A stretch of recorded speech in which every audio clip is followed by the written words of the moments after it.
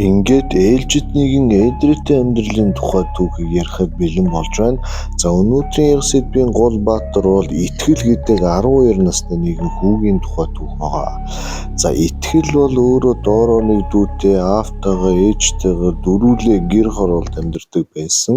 За тэгээд ээж аав нь хичээж чармааж байгаа бас нэг ипотекэд ороо хотын зүүн захад 2 байранд бол лизингээр орсон байдаг. За ингээд байр байшинд ороод лизингээ төлөөд явж явах үед аав нь бас тогтмол ажилгүй болоод ерөнхийдөө нэг тийм улирлын халтурын хааганы маягийн ажил хийгээд явсан. За ээж нь болохоор худалдааны байгууллагад төлөөлөгч гэдэг үл юу гэдэг үлээ. Эрүүгийн төлөөлөгч энэ төр биш шүү. Худалдааны ямар өмнө төлөөлөгч үлээ. Худалдагч хуучнараа худалдагч гэдэг л нэр л дээ. За тийм ажилд бол хийдэг. За ингээд итгэл хүү 12 настай тэгээд ерөнхийдөө энэ айдлын орлого байнгын хэлбэлцэн за орж ирж байгаа мөнгөний ихэнх ипотекийн зээл болон бас урсгал зардлуудад ингээд ороод явцдаг байсан байгаа. За тэгээд аав ээж хоёр нь энэ эдийн засаг санхүүгийн асуудлаас болоод хоорондоо бас жоохон эрг түнжин муутай өнөө маргааш бас салж нийлэхэд бэлэн болчихсон байсан. За итгэл хүү бол яг бусад хүүхдүүдийн адилаар 12 нас гэдэг чинь эд хөөрхөн насн дээр байгаа учраас бие хүн буюу хүн болоод хүмүүжж байгаа юм чухал үе байгаа. За энэ үед өөрийн гэсэн бас компьютер тоглоомтой болжоо гэдэг тийм хүсэлтэй болсон. За тэгээ энэ бүх зүйлээ өөрөө онлайн орчноор ингээ хайгаад үзсэн гэсэн чинь яах аргагүй гадаадаас захиалгынхаа бүх төлс мөнгөтэйгөө нийлээд нэг монгол мөнгөөр ойролцоогоор 350 мянга буюу нэг $100 орчим мөнгө болох юм байна гэдгийг өөрөө багцаасан ба. За тэгээд ээж аваасаа гуйсан юун хоолунд байр байшингаа яягж юун чамд тоглоом нарийн ширээ авч өгөх тийм боломж байхгүй гэдэг ерөөсө халгаагаагүй. Тэгэхээр ерөнхийдөө энэ нэг хоёр ээж аваасаа цаашдаа энэ тоглоомыг авч өгнө гэж бол найдалтгүй гэдгийг л ойлгосон. За ингээд 100 ч боллоо итгэл хүү ерөөсө 12 настай учраас өөрийн хүч хөдөлмөрөөр нэг хэдэн зар цуглуулад тэрүүгээрээ 9 сарын 1 гэхэд дуртай тоглоом авъя гэдэг тийм зорилго тавиад тэгээд тэр зорилгынхын шаргуу явж гэлсэн байгаа. За тэгээд юу хийх вэ гэхээр байр байшингийн гадаа явж байгаа шинээр айл амтан ирж байл гүйж тусал хуу барих үгэн дэргэд туслаад тусалж агаад бас юм зөөж өгж байгаа нэг 5-10k авчдаг тэрийг гэрт оруулаад яс чихэр жимс авахгүйгээр хурааж идэг. Гэтэ энэ хоёр зүйлээрээс аав ээжтэй хэлэхгүй өөрөө л бид тааж мөнгө хурааж исэн байгаа.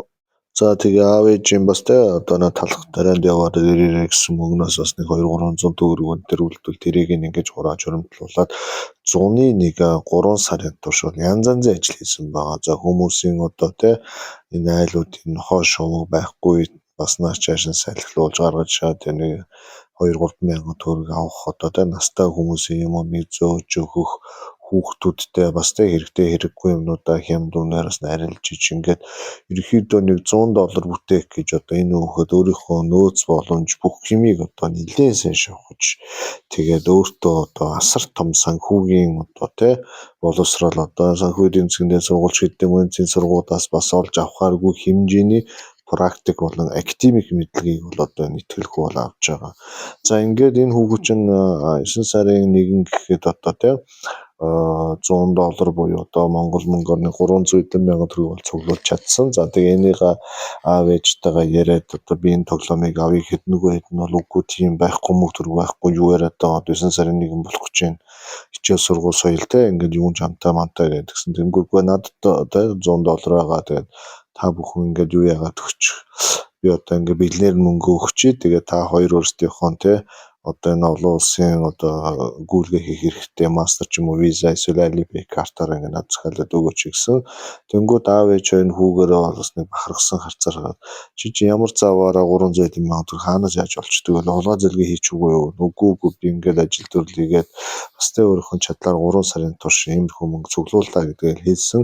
За мөнгөө гаргаад ир гэсэн чи мэдээж аав ээжтэй мөнгө үзүүлсэн дээр баахан задгаа мөнгөдийг ихэд ууц саунд хийчихсэн. Тэгээд тэд бүх хүмүүстээ ингээд өнгөөрөнтэй дотоор нь ингээд аюу гой дэвсгэр дээр ингээд ялгцсан. Аюу гой зэгцтэй тэгээд нэрөө нэгтлэнгүүдийн хийдгээс илүү гоё тийм нямбай тийм ажилтсан баг. За ингээд аав нь яг хүүгээрээ бахархаа за юу яа компьютераас ингээд компьютераас асан за тэгээд тухайн сайт руу нөрөө те наануу цаануугаа захиалга хийх гэж байгаа аав нь гинт компьютер ажиллахгүй боллоо гэдэг компьютер унтраачдаг. За тэнгууд яг 12 настай юм ихтгэл маань яг хажууд нь компьютер хажууд нь харж ирсэн учраас зүгээр байсан ч та зүгээр дисциплинийхаа одоо тий төвчлөрөд арчлаа штэ гэсэн чи Google компьютер дэвчлээ хоёулээрээс маргааш энэ захиалга махалгыг чи би одоо энэ хүн амтантай ярьсан тий ажил төрлөөр госноо тамхилах гэдэг ингээд шилээд ингээд гардаг. За ингээд 100,000 төгрөгийн аав нь бие тамирын өмдний карманда $100,000 нь бие тамирын өмдний карманда хийгээд тэгээ бос явчихдаг. За тэгээд хажуугаас нээж нь хурж ирээд чи одоо өдөд том болчоо тэгээ дүүн өгөө харахгүй юу тоглоом те компьютер юм авах гээд байгаа юм бэ гэхэд өөрөө хэлдэг. Энэ бол зүгээр тоглоом гэхээсээ л бас ирээдүйд надад бас хэрэгтэй зүйл байгаа маа. Би энийг цаашдаа сураад хөгжүүлээд өөрийгөө те цаашдаа юм IT болон юм том юмар ингээд явах гэж байгаа тийм хүсэл мөрөд байгаамаа гэдэг нарийн юм хэлдэг. Тэгтний ээжд нь бол яг тийм нарийн шиг юм ойлгох одоо потенциал байхгүй. Юу яриад он чи хүүхэд чи аав ээжийн хүүгэнд орох ёстой. Чи надаас илүү сэтгэх ёсгүй. Би чиний ээж бурууч зөвч миний зөв үгүй болж амтаад хатуу шигтгэл ярина гэсэн маягийн тийм орк ээжийн дүрд бол тоглодог байгаа. За мэдээж ингээд ганц хүүгээ дэмжихгүй тэгээд ингээд мангартаад ингээд сарниулж явах хооронд аав нусч орж ирэхдээ нөгөө $100 алга болгочод ороод ирдэг. За тэгээ хүүч явах за тэгвэл захиаж болтгүй бол мөнгө авчи маргааш гээд хоош нь татаад хаан тэгвэл би маргааш би танд мөнгө ахаа буцааг. Одоо би мөнгө аваад буцаагаад байдаг газар нь шийчээ гэсэн чи аав юу мөнгө энэ төр гэж одоо мэдэн бодолдог. Тэнгүүд ээж нь бас хажуугаас чи одоо юу яриад байгаа юу мөнгө төр аавасаа нэхэд байгаа чи аавдаа мөнгө өгөөгүй штэ гэдэг. Дөнгөж одоо те нэг тамхитаад ороод ирэхийн хооронд одоо тэр чи өөрийнхөө 3 сар цуглуулсан мөнгө өнгө үнэр одоо те бараг тоот дэвсгэр нь бол одоо мөнгө мэдчихэж байгаа. Гэтэл аав нь тийм одоо новшийн зан гаргаж одоо хүүгийнхаа цуглуулсан 300,000 цаасыг нь бас өөр зүйл зарцуулах гэсэн биш тийм нохоо санааг үлгсэн байгаа. За ингээд итгэл аав ээжтэйгээ жоохон марах маягтай болоод ингээд яг хаад аав нь хүч хэрглэж итгэлийг одоо тий байны өрөөнд оруулаад хаалханд дарсан гэж байна. За тэгээд ээж нь итгэлийн хажуугаас хүрчээд итгэлд ингэж хэлсэн. За чи энэ мөнгө төргөмөндөө бити санаа зовоо. Яг энэ мөнгөийг чинь 18 нас хүртэл одоо тий чиний тэр банкнд нөгөө нэг алтан дэлгүүргээд одоо хадгаламж байгаа тэрийг нээгээд тэгээ 18 нас хүртэл чи хадгалчаа энэ мөнгөийг чинь битээр өрөхгүй. Тэгээ энэ мөнгөөр чи том болоод тэр дуртай юм аав энэ гэсэн тэнгууд нөгөө би 18 хүртэл одоо 6 жил зэрэгүүлж чадахгүй.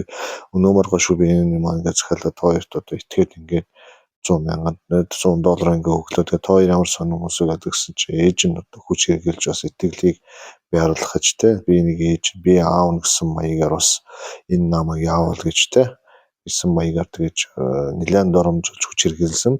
За ингээд итгэл одоо тэр зүйлийг амсчаад тэгээд өөрийнхөө те унддаг орон дээр очиж суугаад их хэмжээгээр бол уйлсан байгаа. Хөрхий тэгээ уйлаа те хамаг зууныхын тэр хүсэл мөрөөдөл тэгээ 9 сарын 1-нд ангийнханаас нөхөдөө ярих тэгээд ерөөсө бүх юм ингээд зүүдэлж исэн гэж байна.